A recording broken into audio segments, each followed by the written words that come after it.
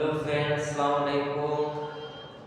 I'm Nilanga is here from YouTube channel Applied Chemistry.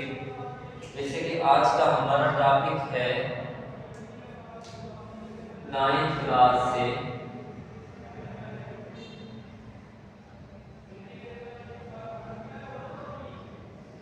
वो है हमारा आज का टॉपिक लिक्विड स्टेट चैप्टर 5। आज हम पढ़ेंगे लिक्विड स्टेट के बारे में पढ़ेंगे कि लिक्विड हमारा क्या होता है। चैप्टर 5 है हमारा states of matter. Chapter 5 states of matter, इसका क्या है नेम। स्टेट्स ऑफ मैटर में हम आज लिक्विड को डिस्कस करेंगे। लिक्विड स्टेट्स क्या होता है और उसकी प्रॉपर्टीज क्या होती है, evaporation, vapour pressure, boiling point, melting point, ये सारी की सारी हम पढ़ेंगे। तो लिक्विड स्टेट क्या होता है, it has indefinite shape and occupy the shape of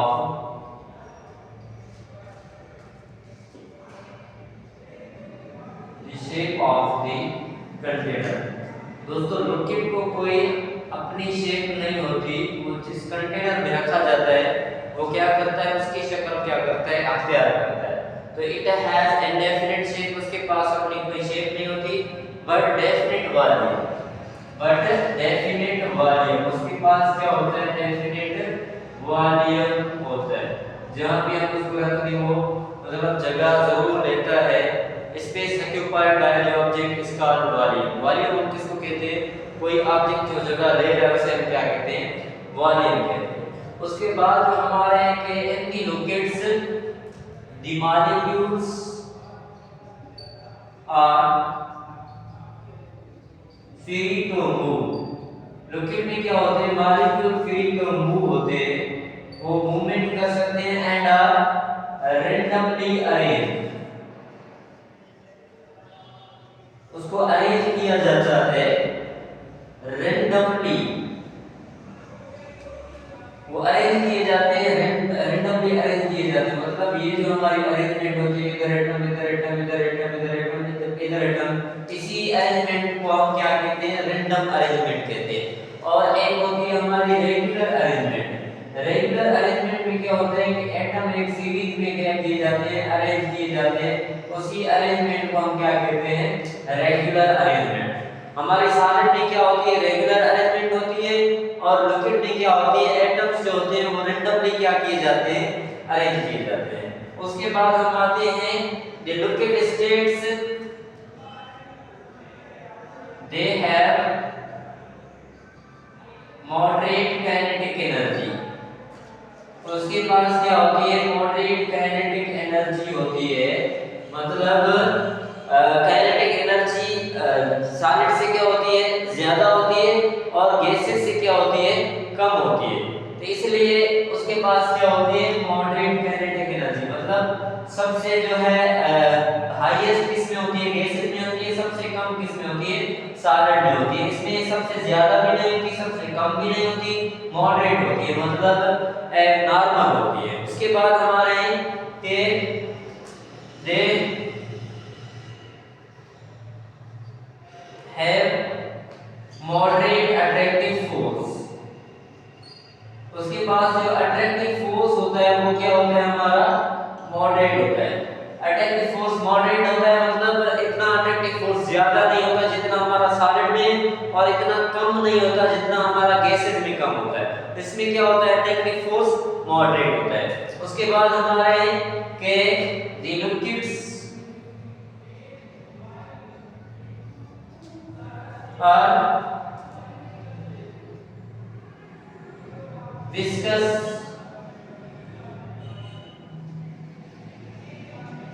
like honey, mobile, glue, ये सारे के सारे लिक्विड ये हमारे क्या होते हैं, विस्कस लिक्विड होते हैं। और क्या होते हैं हमारे they are also less viscous, they are also less viscous। वो क्या होते हैं हमारे less viscous भी होते हैं। less viscous कैसे? जैसे कि हमारे पेट्रोल, हमारा वाटर, ये उसके बाद मिल्क, ये क्या होते हैं हमारे लेस विस्कस लिक्विड होते हैं। उसके बाद हमारे ये liquids they can not be compressed like gases. उसको हम कंप्रेस नहीं कर सकते जैसे कि हम गैसेस को क्या करते हैं कंप्रेस करते हैं, क्योंकि उसमें क्या होते हैं मॉलिक्यूल्स एक दूसरे से दूर होते हैं। कंप्रेसिबिलिटी किसको कहते हैं? हम जो है प्रेशर की हेल्प से मॉलिक्यूल को क्या करते हैं कंप्रेस करते हैं, क्लोज जो है मतलब लाते हैं। तो इसी प्रॉपर्टी को हम क्या कहते हैं कंप्रेसिबिलिटी कहते हैं। कंप्रेसिबिलिटी क्या होती है? सॉलिड में लोएस्ट होती है वो कंप्रेसिबिलिटी शो नहीं करते, और लिक्विड कम करते हैं उसमें कंप्रेसिबिलिटी नहीं होती, थोड़ी बहुत होती है। और गैसेस में हम क्या होती है कंप्रेसिबिलिटी हमारी क्या होती है हाई होती है। तो they can not be compressed like gases, उसको हम कंप्रेस नहीं कर सकते क्योंकि ऑलरेडी वो क्या होते हैं उसके एटम क्या होते हैं ऑलरेडी एक दूसरे के साथ होते हैं, फर्दर उसको हम कंप्रेस नहीं कर सकते। दे हैव लोएस्ट कंप्रेसिबिलिटी, उसके पास कंप्रेसिबिलिटी जो होती है वो क्या होती है लोएस्ट होती है। उसके बाद हम आते हैं दे हैव लोवेस्ट डेंसिटी, उसके पास जो डेंसिटी होती है वो क्या होती है लोवेस्ट डेंसिटी होती है। लोवेस्ट मतलब क्या होती है लो डेंसिटी होती है। They have low density, lowest density gases के पास होती है, लिक्विड में कुछ होती है, और सॉलिड में क्या होती है डेंसिटी ज्यादा होती है। सॉलिड में डेंसिटी क्या होती है ज्यादा होती है, और लिक्विड में क्या होती है डेंसिटी कम होती है, और गैसेस में क्या होती है डेंसिटी हमारी लोएस्ट होती है। उसके बाद हमारे ये लिक्विड स्टेट ये था उसका छोटा सा कांसेप्ट। उसके बाद हम आ रहे हैं कि liquids the kinetic energy of liquid is increase with increase in temperature. Liquid की जो काइनेटिक एनर्जी होती है, liquid kinetic energy, liquid state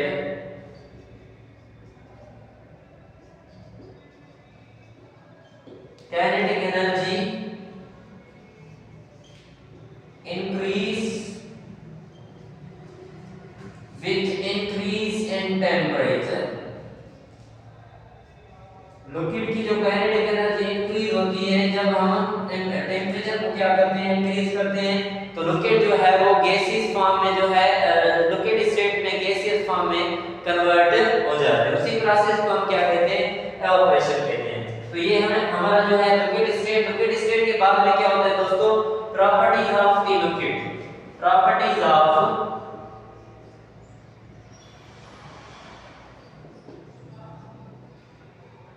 the liquids। जैसे पहले प्रॉपर्टी होती है इसकी हमारी क्या होती है एवापोरेशन। एवापोरेशन क्या होता है? अगर कोई भी आपसे पूछे एवापोरेशन क्या होता है तो आप क्या बताएंगे? तो आपको बताना है the process in which the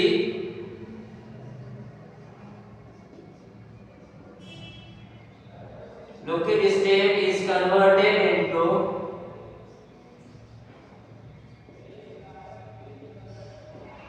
the gaseous state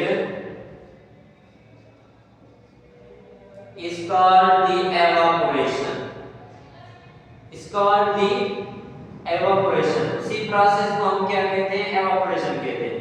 evaporation एक ऐसा प्रोसेस होता है जिसमें हमारी लिक्विड स्टेट जो है गैसियस फॉर्म में वेपर्स फॉर्म में क्या हो जाती है कन्वर्ट हो जाती है। इधर देखिए ये हमारा वाटर है, क्या है हमारा वाटर।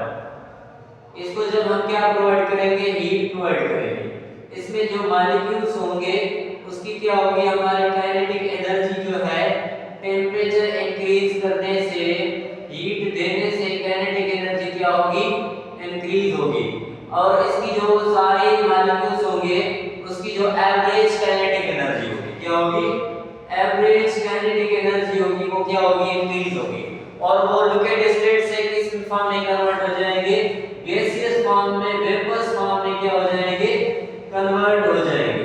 तो इसी प्रोसेस को हम क्या कहते हैं एवापोरेशन क्या होता है लिक्विड में, ये भी आपको बात जो है ध्यान में रखनी चाहिए बच्चों कि क्या होता है हमारा जो लिक्विड होता है, लिक्विड में क्या होते हैं सारे मॉलिक्यूल्स होते हैं उसकी काइनेटिक एनर्जी सेम नहीं होती, मतलब डिफरेंट होती है। The liquids molecules do not have same kinetic energy, उसकी kinetic energy सेम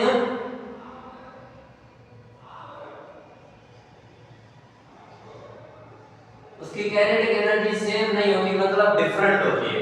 इधर हम हीट दे रहे हैं, इधर काइनेटिक एनर्जी उसकी क्या होगी इंक्रीज होगी, इधर मतलब वो ज्यादा हीट अप नहीं होगी, नहीं हुए होंगे तो उसकी काइनेटिक एनर्जी क्या होगी लो होगी, मतलब प्लस और प्लस उसकी काइनेटिक एनर्जी क्या होती है लिक्विड की क्या होती है चेंज होती है।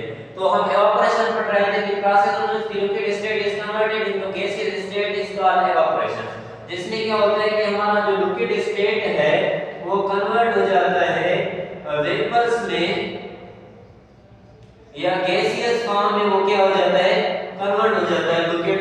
इसी प्रोसेस को हम क्या कहते हैं इवेपोरेशन कहते हैं। और इवेपोरेशन हमारा क्या होता है सरफेस बेस्ड प्रोसेस होता है। Evaporation is surface based process, ये हमारा सरफेस पर क्या होता है अकर होता है, जितना हमारा सरफेस एरिया क्या होगा ज्यादा होगा उतना हमारा इवेपोरेशन क्या होगा ज्यादा होगा। ये क्या है हमारा सरफेस बेस्ड प्रोसेस है। Greater the surface area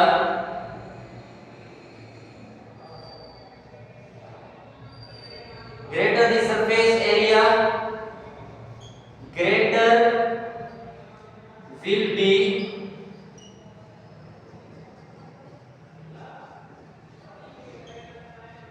evaporation। हमारा जितना सरफेस एरिया क्या होगा ज्यादा होगा और ज्यादा हमारा क्या होगा इवेपोरेशन होगा। मैं इधर आपको जो है बता देता हूं, देखें बच्चों ये एक हमारा जो सासर है, क्या है हमारा सासर, जिसमें क्या हम चाय वगैरह पीते हैं। उसके बाद ये हमारा टी कप है, क्या है हमारा टी कप। तो इधर जो है सरफेस एरिया, इधर हम जो है टी क्या करते हैं इसमें जो है डालते हैं, तो टी क्या हो जाती है हमारी जल्द ठंडी हो जाती है। ठंडी क्यों हो जाती है क्योंकि इसका सरफेस एरिया क्या होता है ज्यादा होता है, और सरफेस एरिया ज्यादा होगा तो हमारा इवेपोरेशन ज्यादा होगा, उसमें जो मॉलिक्यूल्स मतलब हॉट होंगे वो जल्द गैसियस फॉर्म में कन्वर्ट हो जाएंगे और हमारा लिक्विड क्या हो जाएगा ठंडा हो जाएगा। इधर ये क्या है हमारा सरफेस एरिया टी कप में क्या है छोटा है, तो उसमें जो है मतलब हमारा जो मॉलिक्यूल्स होंगे वो ठंडे जल्द नहीं होंगे, वो टाइम लगेगा क्योंकि उसका सरफेस एरिया ज्यादा होगा, उसमें क्या होंगे सिर्फ मॉलिक्यूल्स वेपर्स फॉर्म में कन्वर्ट होते जाएंगे। इधर हमारा क्या होगा एक ही दम क्या होगा मॉलिक्यूल्स हमारा जो है गैसियस फॉर्म में क्या हो जाएंगे कन्वर्ट हो जाएंगे, तो जल्द हमारी चाय जो क्या हो जाएगी ठंडी हो जाएगी। तो हमारा सरफेस एरिया ज्यादा होगा तो हमारा जो है इवेपोरेशन भी ज्यादा होगा। उसके बाद हम आते हैं कि इवेपोरेशन जो है हमारा उसके डेली लाइफ में बहुत सारे एग्जांपल है इवेपोरेशन प्रोसेस कैसे अकर होता है, मैं आपको बताता चलूं। इधर देखें ड्राइंग ऑफ द गिलास, example of evaporation process. Drying of the गिलास, गिलास का ड्राई होना। गिलास जब ड्राई होते हैं इसमें क्या होता है कि हमारे ये गिलास होते हैं इसमें क्या होता है हमारा पहले एंडोथर्मिक प्रोसेस होता है। क्या होता है एंडोथर्मिक प्रोसेस। एंडोथर्मिक प्रोसेस उसमें क्या होता है पहले जो है हमारे ये गिलास क्या करते हैं जो हीट है सनलाइट जब आती है वो क्या करते हैं एब्जॉर्ब करते हैं। वो क्या होता है हमारा ऐसा प्रोसेस जिसमें हमारी हीट क्या हो एब्जॉर्ब हो, उसी प्रोसेस को हम क्या कहते हैं एंडोथर्मिक प्रोसेस। तो वो क्या करेंगे जब वो सूरज से क्या आएगी सनलाइट आएगी वो क्या करेंगे एब्जॉर्ब करेंगे, एब्जॉर्ब करके फिर वो क्या कर देंगे उसको रिलीज कर देंगे। बाद में हमारा क्या होगा एक्सोथर्मिक प्रोसेस होगा। क्या होगा एक्सोथर्मिक प्रोसेस होगा। तो ड्राइंग ऑफ गिलास ये किसका एग्जांपल है हमारा इवेपोरेशन प्रोसेस का। मतलब उसमें क्या होता है कि हमारे गिलास ड्राई होते हैं उसमें जो वाटर होता है वो क्या करते हैं पहले सनलाइट को एब्जॉर्ब करते हैं, उसमें वाटर होता है फिर वो लाइट को एब्जॉर्ब करके वो मतलब वेपर्स की फॉर्म में कन्वर्ट हो जाते हैं और जो हमारे गिलास होते हैं वाटर से क्या हो जाते हैं जाते फिर वो क्या हो जाते हैं, सूख जाते हैं। तो ऐसा ही होता है हमारा एवापोरेशन प्रोसेस जो है ड्राइंग ऑफ गिलास, ये एवापोरेशन प्रोसेस का क्या है, एग्जांपल है। और एवापोरेशन प्रोसेस जो है वो क्या होता है, हमारा कूलिंग प्रोसेस है। क्या है हमारा, कूलिंग प्रोसेस है। मतलब इधर क्या होता है कि हमारा जो एवापोरेशन होता है उसमें मतलब मॉलिक्यूल्स हार्ड हो जाते हैं, वो लिक्विड स्टेट की गैसियस फॉर्म में कन्वर्ट हो जाते हैं, गैसियस फॉर्म में कन्वर्ट हो गए फिर जो है वो वेपर्स फॉर्म में कन्वर्ट हो जाते हैं, उसकी काइनेटिक एनर्जी क्या हो जाती है, कम हो जाती है, फिर वो क्या हो जाते हैं, ठंडे हो जाते हैं। तो वो एयर से क्या हो जाते हैं, कन्वर्ट हो जाते हैं, तो फिर उधर क्या हो जाती है, हमारी ठंड हो जाती है। तो हमारा जो एवापोरेशन प्रोसेस है उसको क्या कहा जाता है, वो हमारा क्या होता है, कूलिंग प्रोसेस होता है। एवापोरेशन प्रोसेस क्या होता है, हमारा डायरेक्टली प्रोपोर्शनल होता है टेंपरेचर से। जितना हम टेंपरेचर बढ़ाएंगे उतना हमारा एवापोरेशन प्रोसेस ज्यादा बढ़ेगा। दोस्तों ये था आज का छोटा लेक्चर जो है 9th क्लास से, चैप्टर नंबर जो है 5 लिक्विड स्टेट का उसका जो प्रॉपर्टीज है हमारी एवापोरेशन, उसके बारे में हमने पढ़ा था। अगर कोई क्वेश्चन है तो आप कमेंट सेक्शन में पूछ सकते हैं। Thanks a lot.